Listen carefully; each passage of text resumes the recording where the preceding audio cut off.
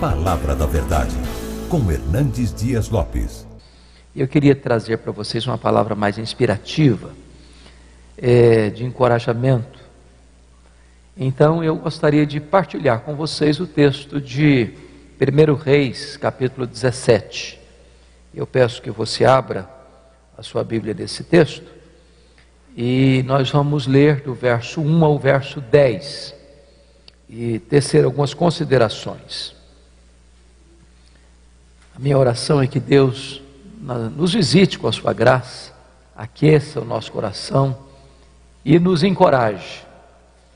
E esse texto, 1 Reis 17, diz o seguinte: Então Elias, o tesbita, dos moradores de Gileade, disse a Acabe: Tão certo como vive o Senhor, Deus de Israel, perante cuja face estou, nem orvalho nem chuva haverá nesses anos, segundo a minha palavra.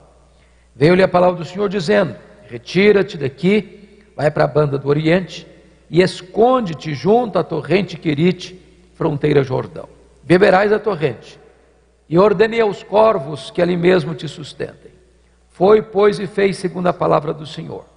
Retirou-se e habitou junto à fonte de Querite, fronteira ao Jordão. Os corvos lhe traziam pela manhã pão e carne, como também pão e carne ao anoitecer, e bebia da torrente. Mas passados dias, a torrente secou, porque não chovia sobre a terra. Então lhe veio a palavra do Senhor, dizendo: Dispõe-te, vá a Sarepta, que pertence a Sidom, e demora-te ali, onde ordenei a uma mulher viúva que te dê comida. Então ele se levantou e se foi a Sarepta. Amém. Meus amados, afirmar que nós estamos vivendo hoje, no Brasil, uma crise aguda, agônica, endêmica e sistêmica, já não produz impacto em mais ninguém. A palavra de ordem do Brasil é crise. E talvez o estado do Rio de Janeiro seja um símbolo dessa crise. Quando vimos para cá, pensávamos nisso. 3 governadores desse estado, ex-governadores presos. Isso é emblemático. Isso retrata a carranca da crise. Nós estamos com a cara coberta de vergonha, rubros de vergonha, pela corrupção tão galopante no nosso país, alcançando políticos do primeiro escalão, empresários da mais alta reputação de grandeza, corrupção que se capilariza para todos os setores da sociedade brasileira. Estamos vivendo uma crise religiosa. Crise religiosa. Uns bandeando para o lado do liberalismo, outros correndo atrás do sincretismo, outros que, embora professem uma fé ortodoxa, muitos estão com a ortodoxia morta, ossificada, áridos como um deserto, secos como um poste. E nós estamos vivendo uma sociedade assolada pela delinquência, pela violência, atormentada por uma perseguição atroz, no sentido de tentar minar a família, desconstruir a família, onde esse ataque não é velado, vem desde o palácio, passando pelo parlamento, pelas cortes, pela grande mídia, pela imprensa, pelo mais poderoso instrumento de comunicação deste país, a Rede Globo de televisão. E nós estamos aí sofrendo os ataques e toda a opressão dessa sociedade que está posta no maligno. Exercer o ministério num tempo desse não é fácil, é um grande desafio. Até porque, infelizmente, essa crise atinge de frente a classe pastoral. Numa pesquisa recente feita no Brasil, detectou-se que as 3 classes mais desacreditadas do Brasil são os políticos, a polícia e os pastores. E nós estamos vivendo esse drama. E eu penso que o texto lido retrata para nós essa crise e aponta para nós uma solução.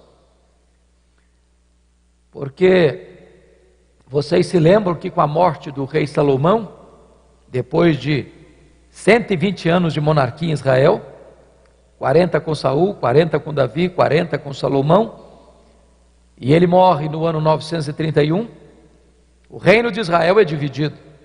Há uma grande cisão.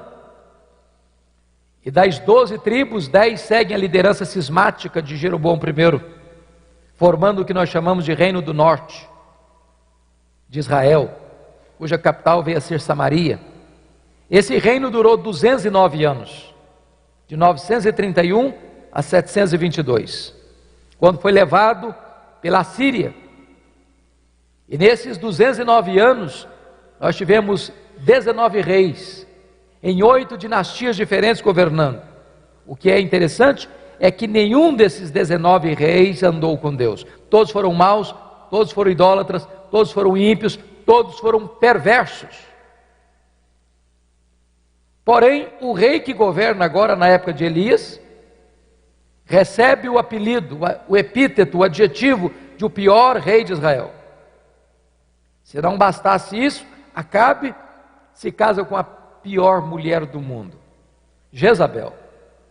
A mulher é assassina, é feiticeira e é mandona. O rei é apenas um boneco na sua mão. Foi essa mulher que impôs a força da baioneta o culto a Baal em Israel, e persegue e mata os profetas de Deus. A apostasia é galopante, a idolatria é imposta à força, e a nação sofre as consequências desses desmandos. Pois bem, é nesse tempo de crise política, religiosa, econômica, moral e espiritual sem precedentes na nação, que Deus levanta não um partido político, não uma denominação religiosa. Deus levanta um homem. Deus levanta Elias. E esse homem, não numa carreira solo, como ele mesmo pensou, porque havia 7.000 anônimos que não tinham se dobrado a Baal. É que Deus vai fazer uma verdadeira revolução naquela nação. Então eu preciso conhecer esse homem. Quem foi Elias? E o que Elias pode nos ensinar ainda hoje? E o texto começa dizendo: então Elias, o tesbita, dos moradores de Gileade, disse a Acabe. Quando diz Elias o tesbita, não está falando da família dele, do sobrenome dele. Está falando da procedência geográfica dele. Ele vem de Tisbé, um lugarejo insignificante, desconhecido, incrustado lá nas fraldas dessa cordilheira de montanhas de Gileade. Quando você vai para o mapa procurar Tisbé, você não acha Tisbé no mapa. Elias vem de uma família desconhecida, de uma cidade desconhecida. Ele é um homem desconhecido. Não vem de uma família rica, não vem de uma classe sacerdotal, não vem de uma escola de profetas. Ele é um homem desconhecido, de uma família desconhecida, de um lugar desconhecido, mas um homem levantado por Deus. Isso me ensina um princípio. Deus não precisa de estrelas para fazer a sua obra. Deus não precisa de figurões para fazer a sua obra. Deus pode usar gente como Elias, como você e como eu. Talvez, irmãos, um dos grandes problemas da igreja evangélica brasileira é que tem estrelas demais, figurões demais, gente que se julga importante demais. E eu tenho aprendido uma coisa: as estrelas só brilham quando o sol não está brilhando. Porque quando Jesus, o sol da justiça, está brilhando, não tem espaço para homens brilharem. eu fico até constrangido em ver no cenário brasileiro pastores, cantores evangélicos sendo tratados como astros de cinema, como estrelas. Temos assistido no Brasil o pecado da tietagem evangélica. Isso é grave. E quando a igreja contribui para esse pensamento, para essa prática, a igreja está em pecado. Porque Deus não divide a sua glória com ninguém. Toda a glória dada ao homem é glória vazia, é vanglória, é idolatria, é abominação para Deus. E sabe, irmãos, a igreja, infelizmente, tem tendência para isso. Como aconteceu na igreja de Corinto, uma igreja formada e construída ao redor de ícones humanos, partidos dentro da igreja. Eu sou de Paulo, eu sou de Apolo, eu sou de Cefas, eu sou de Cristo. E Paulo põe o machado da verdade na raiz dessa tendência perigosa, perguntando assim: mas quem é Paulo? Mas quem é Apolo? E ele mesmo responde: apenas servos, por meio de quem vocês creram, de tal maneira que nem o que planta, nem o que rega é coisa nenhuma, mas Deus que dá o crescimento. E Paulo dá o tiro de misericórdia no capítulo 4, versículo 1 e 2, quando ele diz que o que importa é que os homens os considerem como ministros, como dispenseiros, e o que se requer deles é que sejam encontrados fiéis. A palavra ministro aí na língua grega foi cuidadosamente escolhida por Paulo, que foi inspirado pelo Espírito Santo, porque há 3 palavras para servo no grego: a palavra diáconos, o diácono é aquele que serve; a palavra doulos é o escravo; e a palavra huipereta. E huipereta é menor do que diáconos e menor do que doulos. O huipereta era um escravo condenado à morte, que antes de morrer tinha que prestar um serviço. Eram os remadores de galés, com seus pés acorrentados, que deveriam trabalhar a exaustão até a morte. Morreu, joga no mar. A palavra ministro que Paulo usa aí não é diácono, não é doulos, é huipereta. O que Paulo está fazendo é esvaziando a bola. O que Paulo está fazendo é tirando todo o oxigênio da soberba. O que Paulo está dizendo é que ninguém pode servir a Deus de nariz empinado. Na presença de Deus, nós temos que nos curvar, nós temos que nos humilhar. Não combina a obra de Deus com vaidade, não combina. Agora notem vocês que Elias sai do anonimato e começa o ministério dele no palácio. Isso me impressiona, porque muitos de nós vamos atravessar o ministério todo sem nunca pregar para o rei no palácio do rei. Pois já começa lá. E a palavra dele é categórica, dizendo para o rei assim: segundo a minha palavra, rei, não vai chover, não vai cair orvalho. Por que ele está dizendo isso? Porque está trazendo uma palavra de juízo para a nação. Baal era considerado pelo povo o padroeiro da prosperidade. Quando o povo colhia os frutos do campo, ou as ovelhas davam cria no pasto, atribuía isso a Baal. Se Deus fecha as janelas dos céus e corta as chuvas e também o orvalho, não haverá fruto no campo, e haverá fome nos redis, e a miséria vai ser estabelecida. Deus está quebrando as pernas de Baal. Mas o que é curioso é que o profeta diz: não vai chover, não vai cair orvalho, segundo a minha palavra. E você pergunta: por que Elias tem tanta certeza? Onde está a sua garantia? Onde está o aval da sua palavra? O texto não responde essa pergunta. A resposta está em Tiago 5,17. Elias orou com instância para não chover, e não choveu. Aí você aprende uma segunda lição no texto: você só pode prevalecer em público diante dos homens, se primeiro você prevalece em secreto na presença de Deus. Você só pode se levantar diante do rei se primeiro você se prostra diante do Rei dos Reis. Você só pode prevalecer na pregação se primeiro você prevalece na oração. Talvez esse é um dos grandes dramas da igreja evangélica brasileira. Nós separamos academia de piedade. Nós separamos pregação de oração. Nós temos gigantes do saber no púlpito, mas nanicos na vida de oração. Nós temos gente com muita luz na cabeça, mas com pouco fogo no coração. Nós temos gente que sabe muito a respeito de Deus, mas não conhece a intimidade de Deus.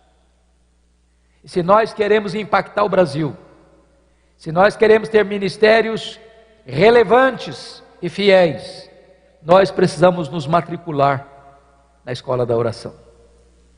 Não tem poder sem oração.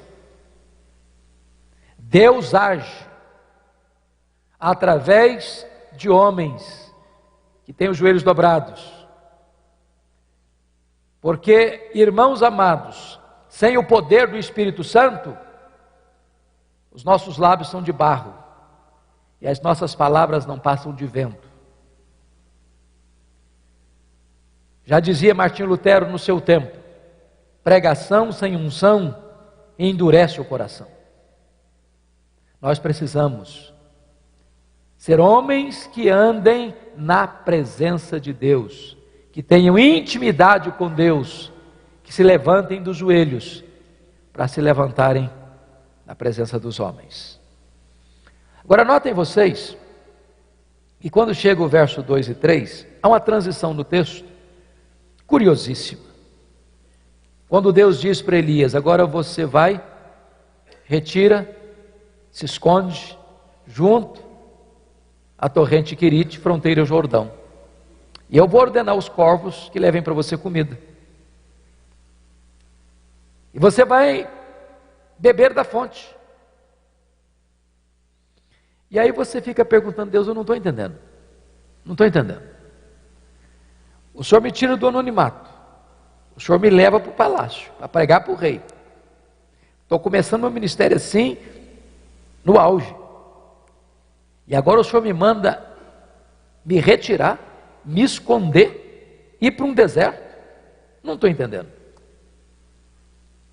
Porque você e eu, pastor, líder, nós não gostamos de nos esconder, nós gostamos de aparecer.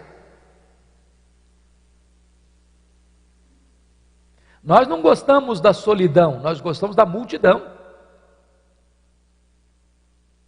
Mas aqui tem um princípio, irmãos. Primeiro Deus trabalha em você, depois Deus trabalha através de você. Deus está mais interessado em quem você é do que no que você faz. Vida para Deus precede trabalho para Deus. Notem que o propósito de Deus aqui não é a obra, é o obreiro. Deus manda o obreiro para o deserto e apaga as luzes dos holofotes e tira as luzes da ribalta e deixa-o no anonimato, num deserto. Meus amados irmãos, nós não gostamos do deserto.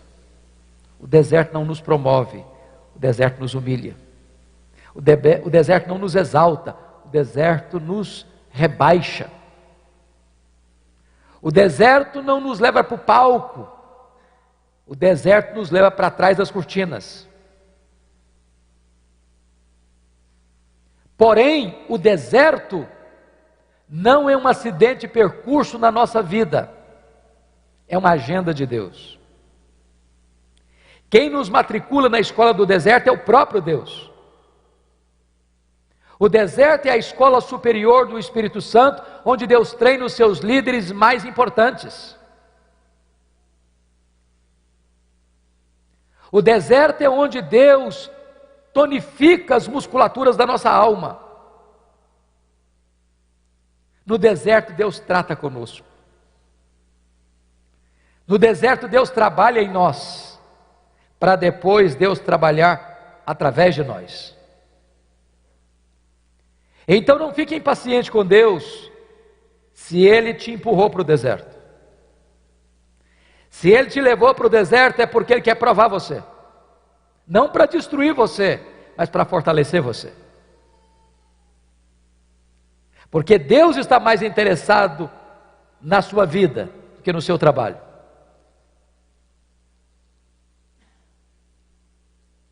Seu ministério não será maior do que a sua vida.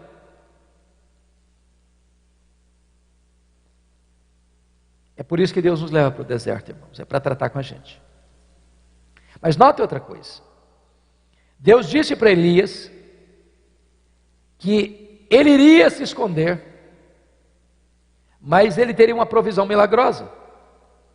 Eu fico imaginando Deus usando os garçons voadores para levar pão e carne para ele.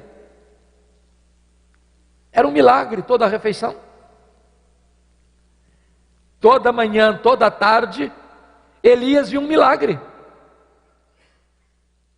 E mais, ele tinha que se beber da fonte. Ou Deus o sustentava ali, ou ele pereceria. Por que que Deus faz isso com Elias? Por que que Deus faz isso com você e comigo? Porque, irmãos, nós precisamos aprender uma das mais importantes lições da vida e do ministério. Precisamos depender mais do provedor do que da provisão. Depender da provisão é fácil. Você a tem, você a administra. A grande pergunta é: e quando a provisão acaba, o que é que você faz? Porque se você observar o versículo 7, Elias está onde Deus mandou ele estar, fazendo o que Deus mandou ele fazer, e de repente a fonte seca. E agora? E agora? Nós estamos vivendo uma crise no Brasil, irmãos. Talvez a cidade onde vocês vivem sentiu as reverberações dessa crise. Empresas fecharam, lojas fecharam, pessoas foram mandadas embora do trabalho, chefes de família ficaram angustiados. Meu Deus, e o que é que eu faço agora para sustentar minha família? O que é que eu faço agora para manter meu filho, minha filha na faculdade? O que é que eu faço agora para pagar meu plano de saúde? O que é que eu faço agora com os compromissos financeiros que eu assumi e o meu salário diminuiu ou até acabou? O que é que eu vou fazer da minha vida? Para onde eu vou? Deixa eu dizer uma coisa para você. Quando a sua fonte seca, Deus sabe onde você está.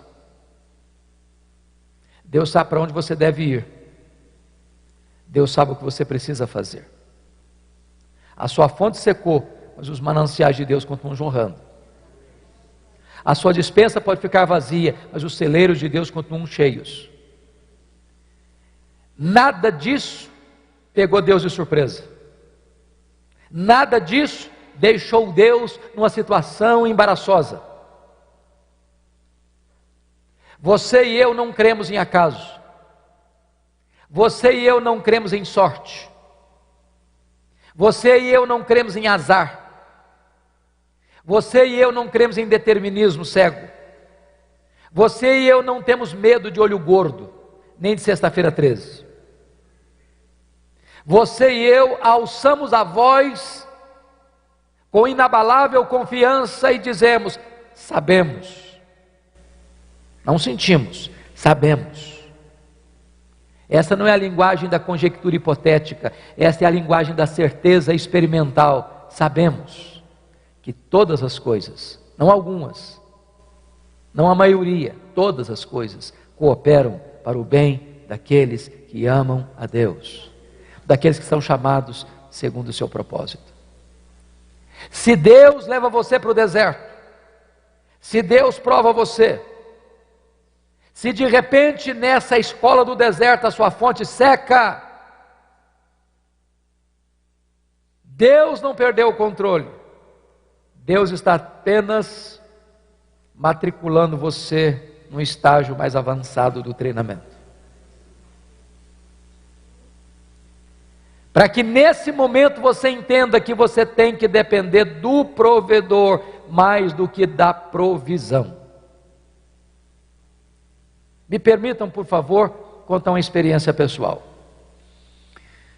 No ano 2000 eu fui para os Estados Unidos para fazer um curso de doutorado em ministério na área de pregação. E a igreja que eu tenho o privilégio de pastorear há 32 anos, a Igreja de Vitória, na época votou uma verba para o nosso sustento. Chegamos a um acordo que $2.300 por mês seria suficiente. Agora é claro que eu tinha valores a deduzir desse montante. Primeiro, porque todo pastor é dizimista, pelo menos pressupõe que seja. Bom, se eu recebia 2.300, 230 já ficava na tesouraria, recebia líquido 2,70. Tem uma pessoa muito querida nossa que trabalha conosco, mora conosco já há 28 anos. E eu achei que não seria honesto desampará-la nesse período da nossa ausência. Continuei pagando o salário dela. O apartamento que nós morávamos foi para lá uma missionária, com o compromisso de pagar o condomínio. Só que ela mudou-se da cidade, 5 meses depois, e eu tive que pagar o condomínio. O certo é que desse montante eu recebia líquido 1.300, 1.200, em torno disso. E eu vou para Jackson, Mississippi, com expectativa de meia bolsa no seminário, não recebi bolsa de 1 centavo. Quando eu chego lá, não tem transporte público, tive que comprar um carro velho. Não tinha escola pública para matricular as crianças, tive que pagar uma escola para eles. E eu e minha esposa levantávamos 4 horas da manhã para limpar a escola, para ganhar um desconto de $200 na mensalidade. Tínhamos que pagar aluguel, escola de inglês, seminário, e etc, e etc, e etc. Quando nós botamos tudo na ponta do lápis, a nossa despesa nunca ficou inferior a 3.000 por mês. Eu tinha um orçamento de 1.300 por mês. Nós tínhamos levado todas as nossas economias pessoais, todas. Só que com 5 meses, a economia acabou. O carro que era velho, quebrou. Levei para a oficina $1.350 para consertar. Eu não tinha dinheiro para tirar o carro da oficina. Não tinha mais dinheiro para pagar seminário. Não tinha mais dinheiro para fazer compra para casa. Para agravar o problema, me deu uma grande inflamação no punho. Eu não segurava nem o rodo, nem a vassoura mais. Não dava para limpar a escola. Então, menos $200 também no orçamento. E eu vi algumas situações semelhantes. Quando o aluno não podia pagar o seminário, o diretor ou alguém responsável fazia uma visita de cortesia e dizia o seguinte: já que você não pode pagar, o irmão está liberado para voltar para o seu país. Eu não queria ser mais pesado à igreja. E eu chamei minha família e disse: nós temos 2 opções. Ou voltamos frustrados, ou vamos pedir para Deus um milagre. Nós sempre pregamos que Deus é o Jeová Jireh. Nós sempre pregamos que Deus é o Deus da provisão. Então chegou a hora. E naquele momento nós nos ajoelhamos na sala e falamos para Deus: Deus, nós viemos para cá, nós temos um plano, um propósito, mas nós não temos recursos. Então, nós queremos declarar aqui que nós cremos que se tu quiseres, tu podes nos abençoar, abrir uma porta, abrir uma janela, levantar gente aqui para nos socorrer. Quando nós terminamos a oração, o telefone tocou. E eu corri para o telefone. Era um convite para pregar na Pensilvânia, a 2.000 quilômetros de onde eu morava. Eu fui para aquela conferência sem o dinheiro do lanche no bolso. Quando eu terminei a conferência, quem dirigia o trabalho disse algo como que um óbvio ululante. Disse assim: meus irmãos, o pastor Hernandes é estudante aqui na América, e todo estudante é duro. Não sei nem se é profeta para falar um negócio desse. Se alguém quiser ajudá-lo, fique à vontade. Eu saí daquela conferência com $5.500 de oferta. Um pastor me procurou depois do culto e disse: eu vou lhe mandar $300 por mês, até você terminar o seu curso. Eu voltei para casa chorando. Tirei o carro da oficina, paguei as mensalidades, fiz compra para casa, ainda sobrou dinheiro. Na semana seguinte, um outro telefonema, um convite para pregar em New Hampshire, a 2.500 quilômetros. Eu fui para lá. Quando eu estou pregando meu último sermão, veio um presbítero atrás de mim, e eu estou vindo dessa igreja, preguei nessa igreja domingo passado agora, e ele botou um bilhete dentro da minha Bíblia. Ele disse: eu não sei o que está acontecendo com você, mas Deus tocou o nosso coração, e nós vamos mandar para você $600 por mês, até você terminar o seu curso. Terminado a conferência, me deram $2.500 de oferta. Para encurtar a conversa, eu recebi 21 convites para pregar, em 10 estados diferentes. Cada lugar que eu ia, Deus fazia um milagre diferente. Um dia uma mulher fez uma viagem de 60 milhas de noite, debaixo de neve, que Deus tocara o coração dela, para onde eu estava, para me dar uma oferta. No dia que nós viemos embora, passamos o nosso tempo lá, concluímos o nosso curso. No dia que eu terminou o curso, já apresentei a tese, sem deixar nenhuma pendência para trás. Nunca nos faltou nada, nada. E a inflamação na mão era por um propósito. Deus não queria que eu gastasse meu tempo lá limpando a escola.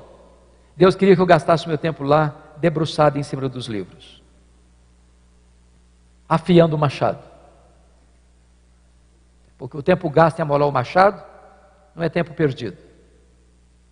Quando nós fomos ao banco no dia que viemos embora para fechar a conta, uma surpresa. Exatamente o valor das nossas economias pessoais que nós havíamos levado estava lá no banco. E Deus nos ensinou uma grande lição.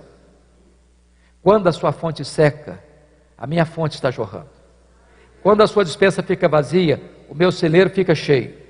Nessa hora você precisa entender uma coisa: você depende do provedor mais do que da provisão.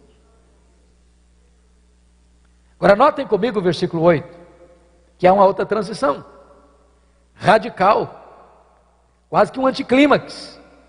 Quando Deus chega para Elias e diz: agora você vai sair daí, desse esconderijo, vai para Sarepta,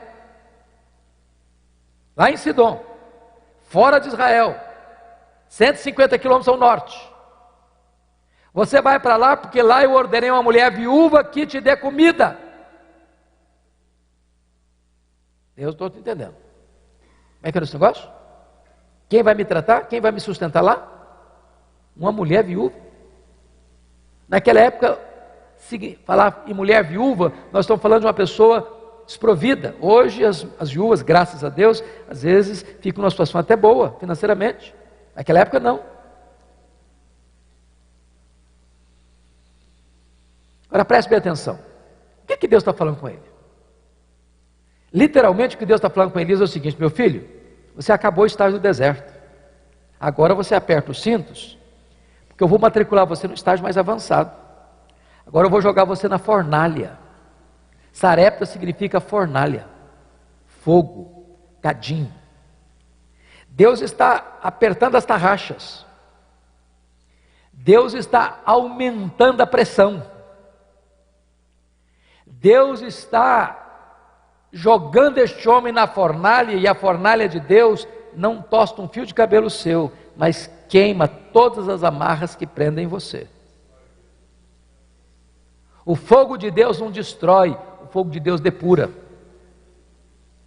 limpa, aquece, ilumina e alastra.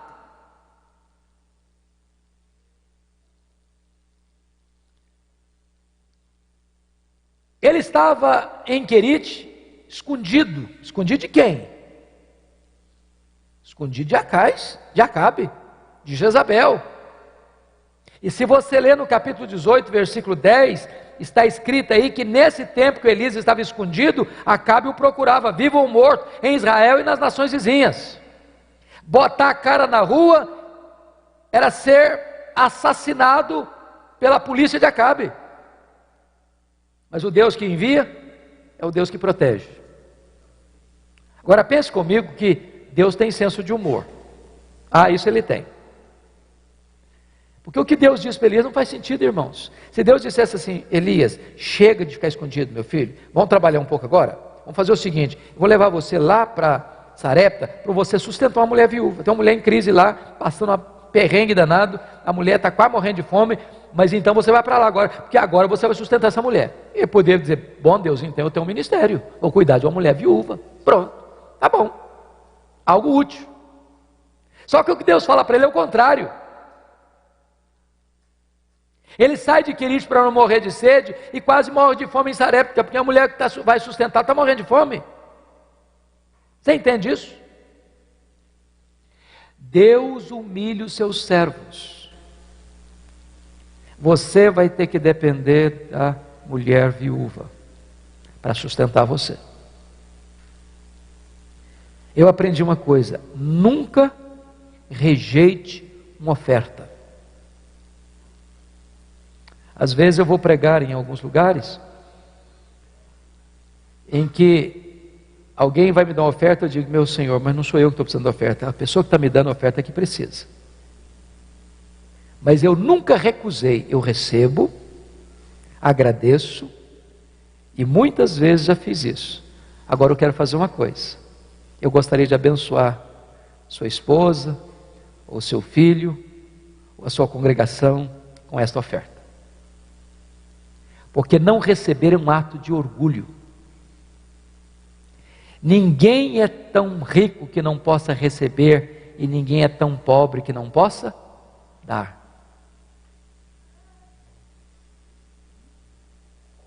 Para você ser sustentado por uma mulher que está morrendo de fome, você tem que ter humildade. Humildade. Agora pensem comigo. Aquela viúva conhece a Deus na cozinha. Cozinha é um bom lugar de conhecer a Deus, não? E eu fico pensando que Deus não multiplicou para ela um saco de farinha, nem um tonel de azeite. Eu acho que o milagre ali aconteceu toda vez que ela ia para fazer a refeição do dia. Ele olhava na panela, mesmo dia de farinha, olhava na botija, mesmo dia de azeite, hoje, amanhã, semana que vem, mês que vem. Já pensou esse milagre diário da multiplicação? Hoje é um dia emblemático, irmãos. Hoje é o dia mundial de ações de graças. Talvez você está murmurando, talvez você está reclamando da vida. Você tem motivos para agradecer, não tem não? Você está aqui hoje, você tem pernas para andar, você tem ouvidos para ouvir, você tem olhos para ver, você tem nariz para cheirar, você tem mãos para palpar, você tem pés para andar. Deus lhe deu o paladar para distinguir os sabores diferentes. Deus lhe deu um corpo que é uma máquina milagrosa, que processa o que você come, transforma isso em vida para você. Você tem uma casa para voltar depois de um dia de trabalho. Você tem uma cama para dormir. Você tem roupa para vestir. Você tem pão sobre a sua mesa. Você tem alguém que ama você e abraça você e recebe você e celebra quando você volta para casa. Você tem amigos. Você tem a igreja. Você tem Jesus. Você tem a vida eterna. Você é filho do Rei dos Reis. Seu nome está escrito no livro da vida. Você é santuário do Espírito Santo.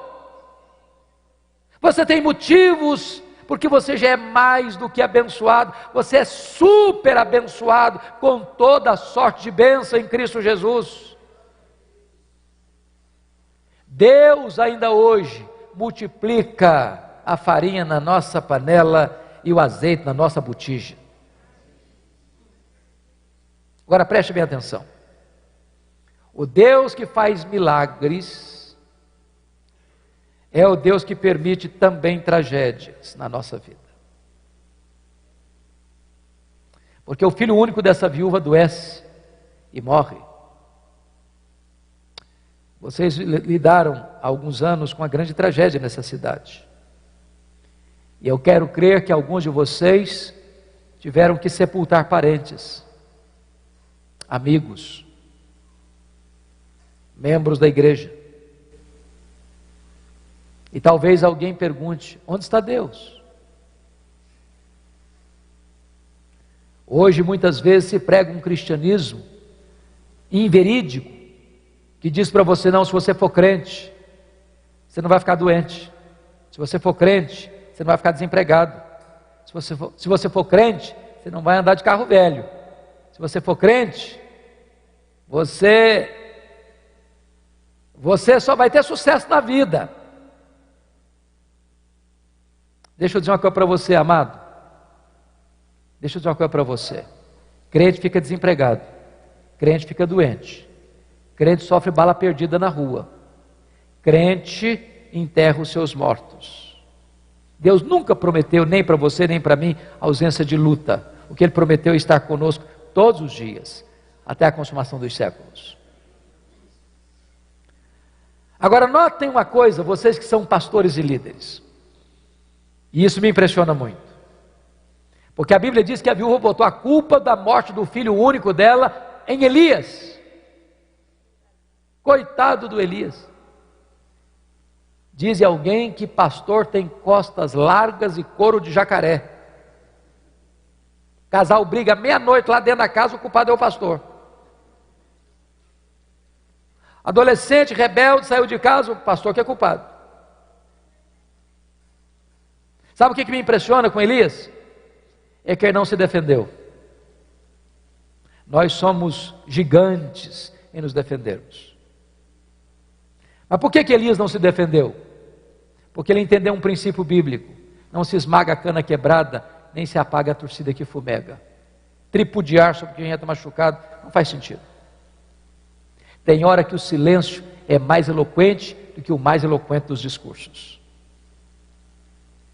A única palavra que Elias disse para aquela mulher foi esta: me dê seu filho morto aqui, transfira para mim a sua dor. Ele pega esse menino, leva para o quarto, tranca a porta, e ele que ficar em silêncio, na sua autodefesa, abre a boca e fala muito, clamando aos céus por um milagre.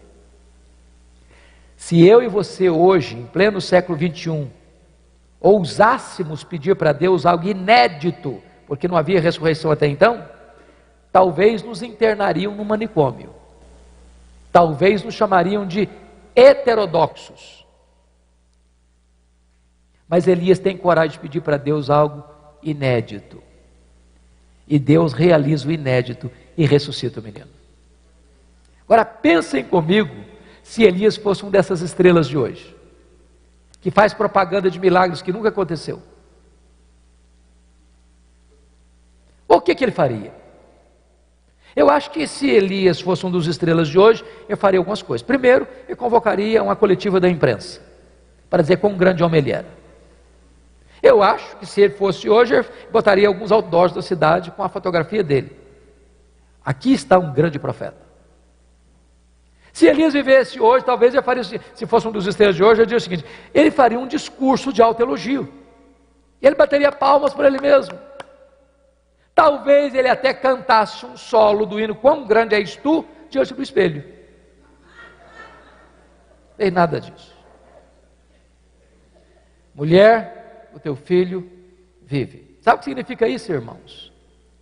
Se Deus, pela sua graça, está usando a sua vida e o seu ministério, bote a boca no pó.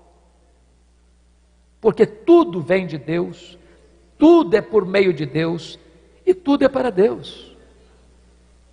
Não cabe a você querer a glória para você mesmo. Porque se Deus está usando você, não é por causa de você, é por causa dele. Agora, eu quero terminar aqui. Quando você honra Deus, Deus honra você. Porque o último versículo deste capítulo 17 diz que esta viúva diz para Elias assim: agora eu sei que tu és um homem de Deus, e que a palavra do Senhor na tua boca é verdade.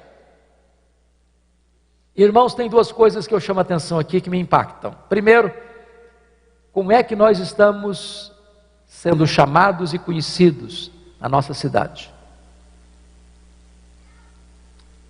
Homens ricos, homens cultos, homens influentes, homens políticos, homens manipuladores nos bastidores, ou homens de Deus? O que é que as pessoas sabem a nosso respeito? Como elas nos tratam? Quem somos nós? Homens de Deus. Mas a segunda coisa me deixa com os joelhos bambos até hoje. Agora eu sei que a palavra do Senhor na tua boca é verdade. Meus irmãos, isso implica que pode ser então que a palavra de Deus não seja verdade na minha boca. Está escrito em Jeremias 15:19 assim: se tu te arrependeres, eu te farei voltar, estarás na minha presença. Se apartares o precioso do vil, serás a minha boca. Em outras palavras, nem todas as pessoas que proferem a palavra de Deus são boca de Deus. Uma coisa é proferir a palavra de Deus, outra coisa bem diferente é ser boca de Deus.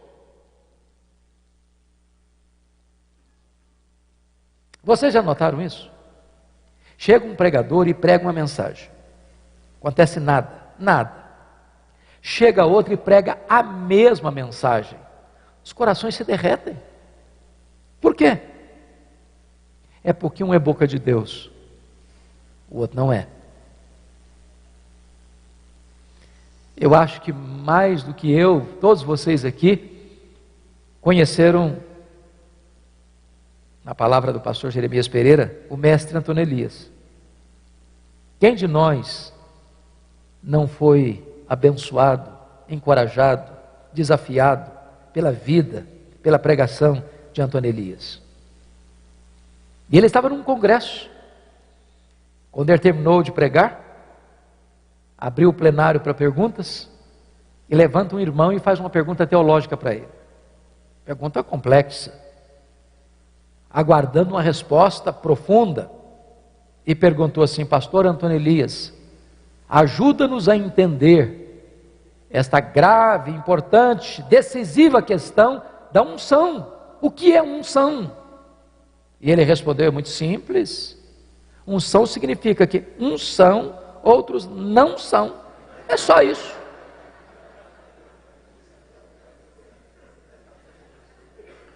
Agora eu sei que a palavra do Senhor é verdade na sua boca. Sabe o que me impressiona hoje? É que nós vivemos na geração mais empolgante da história da humanidade. Oh, irmãos, é empolgante mais.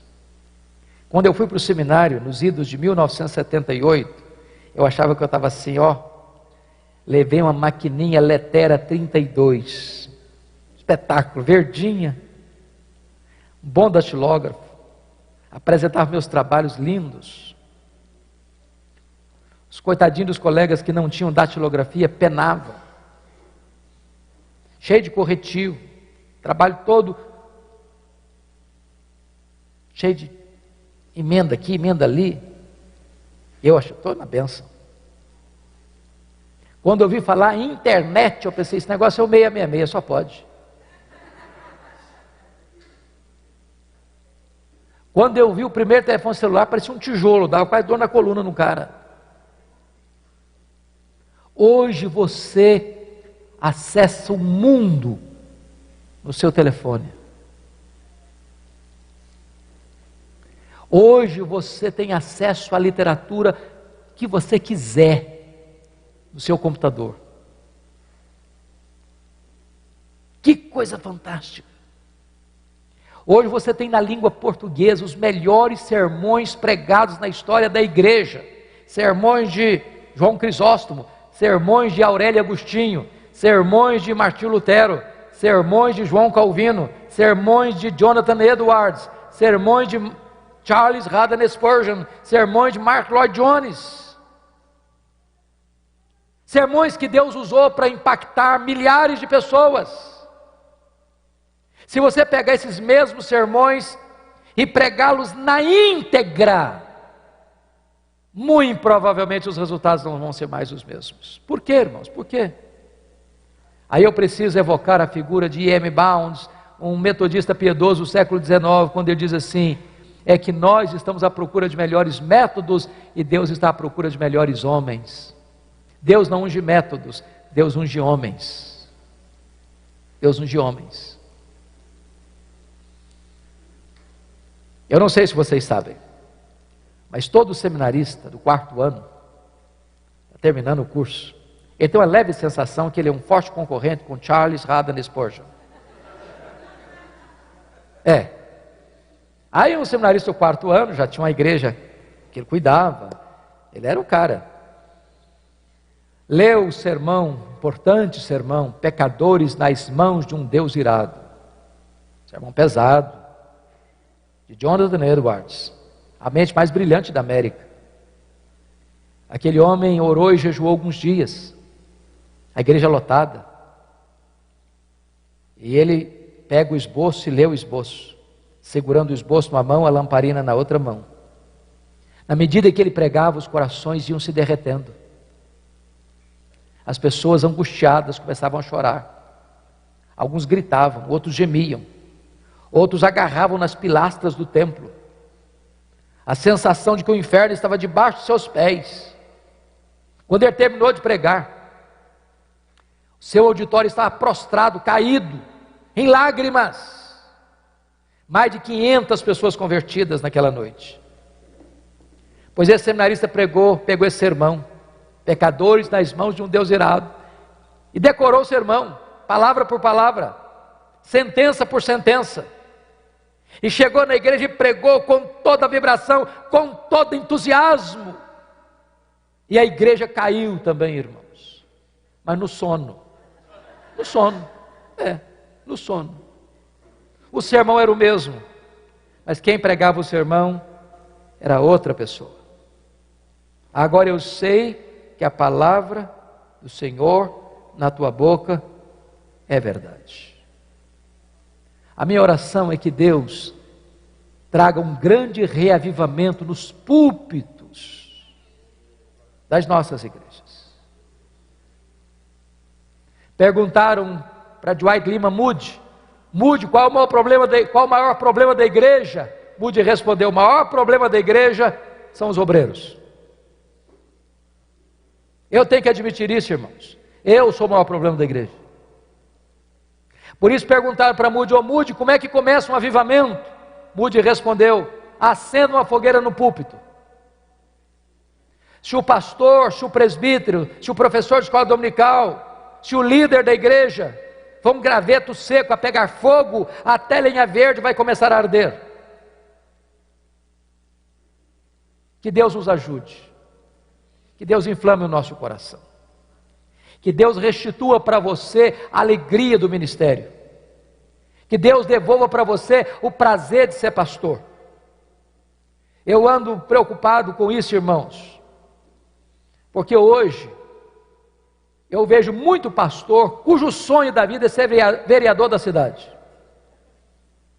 é ser deputado. E eu não tenho nenhum problema com política, eu amo política, e oro para que Deus levante no nosso meio homens, mulheres vocacionados para a carreira política. Mas se Deus chamou você para o ministério, não rebaixe de posto. Você já é embaixador do Rei dos Reis e do Senhor dos Senhores. Você tem a mais nobre, mais sublime, mais gloriosa vocação da história da humanidade. Deus chamou você para ser ministro da reconciliação. Então, deixe o seu coração se apaixonar pelo ministério. Volte a sonhar com o ministério. Volte a ter prazer no ministério. Volte a pregar com ardor, com paixão. Volte a descobrir a bênção da vida devocional abundante. E que Deus nos ajude. Porque nesse tempo de crise, a minha oração é que Deus levante novos Elias.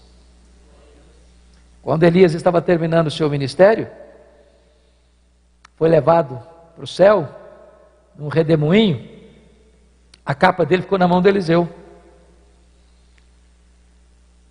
E agora Eliseu está precisando atravessar o Jordão de novo, já tinha passado a pé enxuto, e ele chega à margem do rio, com a capa do Elias na mão, com a pergunta no coração, e a pergunta foi essa: onde está o Senhor Deus de Elias? Que pergunta emblemática. Essa pergunta significa assim: será que Deus só fez milagres ontem? Ou será que Deus faz milagres ainda hoje? Será que Deus só agiu no passado? Ou será que Deus ainda age no presente? Você não tem problema de crer que Deus fez milagres ontem. A Bíblia está cheia deles. Você não tem dificuldade para crer que Deus fará milagres amanhã. A Bíblia está cheia de promessas. Mas o seu, o meu, o nosso problema é: será que Deus faz hoje? Será que Deus faz agora? Será que Deus faz na minha vida? Porque às vezes a nossa teologia é a teologia da Marta. Quando Jesus chegou em Betânia, Marta disse: se tu estiveras aqui, meu irmão não teria morrido. Conjugou o verbo no passado. Aí Jesus: não, Marta, o teu irmão há de ressurgir. Ela diz: eu sei, eu sou crente, eu leio a Bíblia, eu conheço as promessas, ele vai ressuscitar no último dia. Aí Jesus: não, Marta, não, Marta, eu não fui, eu não serei, eu sou a ressurreição e a vida. Eu faço milagres hoje, Marta, eu realizo grandes coisas hoje. Por isso, irmãos, eu encerro aqui. A pergunta que eu faço hoje não é mais: onde está o Senhor Deus de Elias? A pergunta que eu faço para o seu coração é: onde estão os Elias de Deus? Eles estão aqui nessa noite. O Brasil está em crise, como Israel estava em crise, e a nossa oração é que Deus levante novos Elias na nossa geração. Que Deus nos abençoe.